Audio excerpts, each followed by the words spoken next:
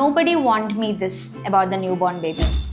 Baby sneeze பண்ணுவாங்கன்னு தெரியும், ஆனால் இவ்வளோ லவுடாக ஸ்னீஸ் பண்ணுவாங்கன்னு எதிர்பார்க்கல. உங்களுக்கு தெரியுமா, at times new born babies அடல்ட்ஸை விட கூட லவுடாக ஸ்னீஸ் பண்ணுவாங்க. ஏன்னா பேபிஸ்க்கு அவங்களோட நேசல் பேசேஜஸ் குட்டியாகவும் தின்னாவும் தான் இருக்கும். It will only expand as they grow up. Babies கிட்டத்தட்ட 10 months மதரோட வூம்குள்ள நல்லா வார்மாக காசியாக இருந்துடுறாங்க. இங்கே வெள்ளம் வந்த உடனே அப்படியே என்விரான்மெண்ட் சேஞ்ச் ஆகுது. நியூ சென்ஸ், அவுட் சைட் ஏர்னு டோட்டலாக அவங்களோட என்விரான்மெண்ட் சேஞ்ச் ஆகுறதுனால அவங்களோட லங்ஸ் அதுக்கு அடாப்ட் ஆகிறதுக்கு ஒரு சின்ன டிரான்சிஷன் டைம் தேவைப்படுது. அதனாலேயே இந்த டிரான்சிஷன் டைம்ல ஏர்ல கொஞ்சம் எக்ஸ்ட்ரா டஸ்ட் இருந்தாலோ இல்ல அவங்க மூக்கு கிட்ட ஒரு குட்டி ஃபேப்ரிக் போனாலோ இந்த மாதிரியான ஒரு குட்டி குட்டி விஷயம் கூட அவங்களுக்கு பவர்ஃபுல் ஸ்னீஸை ட்ரிகர் பண்ணிடும். ஆக்சுவலி அவங்களோட ஏர்வேஸை கிளியர் பண்ணிக்கிறதுக்கான ஒரு நேச்சுரல் கிளீனிங் மெக்கானிசம் தான் அது. அதாவது about 30% of the new born babies cold symptoms இல்லாமலே ஸ்னீஸ் பண்ணுவாங்க.